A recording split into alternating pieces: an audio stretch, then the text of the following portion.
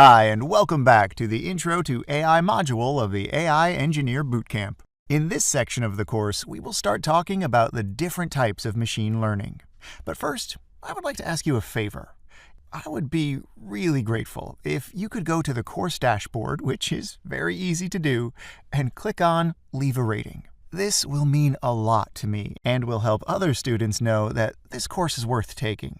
The reason I'm asking you to do this now is that this is a large course, and most people do not complete all the lessons in one sitting, eventually forgetting to leave a rating. So, please do it now. It should only take a couple of seconds, and it will really validate our efforts. Thank you so much for this.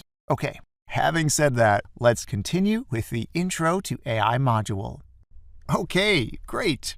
So far, we've explored AI basics, its history, and the distinctions between weak and strong AI. You already learned about the key ingredient to building AI, high-quality, abundant data. We're making excellent progress. Next, we should explore machine learning, the AI subfield pivotal to its recent success. The idea of ML is fascinating because it boils down to designing a system capable of learning and improving through a trial and error process. Consider building a machine learning model similar to a student taught by a teacher. In this case, the machine learning model is the student, and the data scientist is the teacher. The teacher's role is to help the student learn how to solve problems. To do this well, the teacher must provide the student with many suitable learning materials, which in the world of machine learning means providing a lot of good data. With sufficient information, the student carefully studies and absorbs the training materials. Similarly, the machine learning algorithm learns to recognize patterns in the fed training data. The aim is to prepare students to succeed on their final exam, featuring unfamiliar questions that test previously covered material. In the ML model's case, we aim to teach it how to solve a particular problem with data it has never seen. The more up-to-date and better the training data, the better the model can solve new, challenging problems it has never seen. Without adequate training, a student may underperform compared to a well-taught one, regardless of natural talent. The same goes for machine learning. A simple model with lots of good data might do better than a more complicated one with less data. Adopting new teaching methods and tailoring styles to students can significantly enhance their performance. Similarly, in machine learning, models improve prediction and analysis as they encounter new data types and updated algorithms. This continuous learning and adaptation process is crucial to developing robust AI systems that can handle diverse challenges and evolve. Just as some students excel in problem-solving across various fields, certain ML models are better suited to specific ones. The data scientist needs to understand this and be able to use the appropriate ML model in a given situation.